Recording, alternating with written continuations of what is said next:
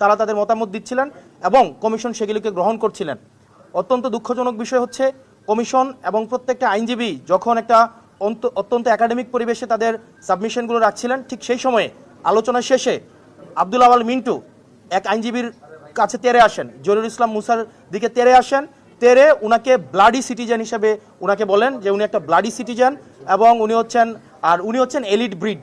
উনি elite breed আর দ্বৈত নাগরিকত্বের বিষয়ে স্ট্রিক্ট অবস্থান রাখার জন্য কমিশনে যারা সাবমিশন দিচ্ছিলেন সেই সব আইনজীবীদেরকে উনি বলছিলেন উনারা হচ্ছেন ব্লাডি সিটিজেন।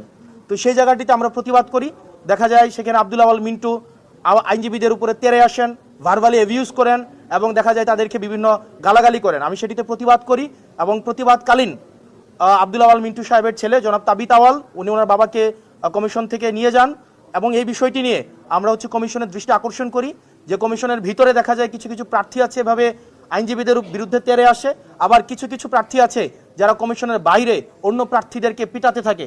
এখন কমিশনের সামনে যদি এই ধরনের অবস্থা চলতে থাকে, কমিশনের ভিতরে যদি এই অবস্থা চলতে থাকে, যারা নির্বাচন করে তাদের নিরাপত্তার আসলে কি হবে?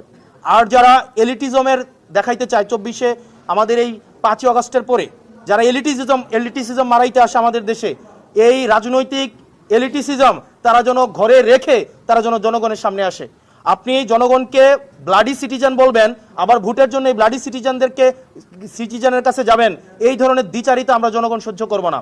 সকল ধরনের পলিটিক্যাল এলিটিসিজম 5ই এই আগস্টের পরে আমাদের 24 পরবর্তী বাংলাদেশে এই পলিটিক্যাল এলিটিসিজমের বিরুদ্ধে আমাদের এই লড়াইটা ছিল। সুতরাং আব্দুল আওয়াল মিন্টুদের মতো যারা বিদেশে টাকা পাচার করে, যারা বিদেশে থাকে এবং যারা মেনটেইন করে, অর্থাৎ আওয়ামী লীগের সাথে আত্মীয়তা করে বিভিন্ন বিজনেস করে, স্বরাষ্ট্র মন্ত্রণালয়ে নিজের এই পরিবারের বিভিন্ন বিজনেস টিকায় রাখে, শেখ রাহানার সাথে যারা বিজনেস করে, এই তাদের পলিটিক্যাল এলিটিসিজম যখন মারাইতে আসবে, আমাদের এই সিভিলিয়ানদেরকে যখন বলবে আমরা ব্লাডি সিটিজেন, সেটা প্রত্যেকটা নাগরিককে, প্রত্যেকটা যারা ভোটার রয়েছে তাদের প্রত্যেকের মানহানি করে।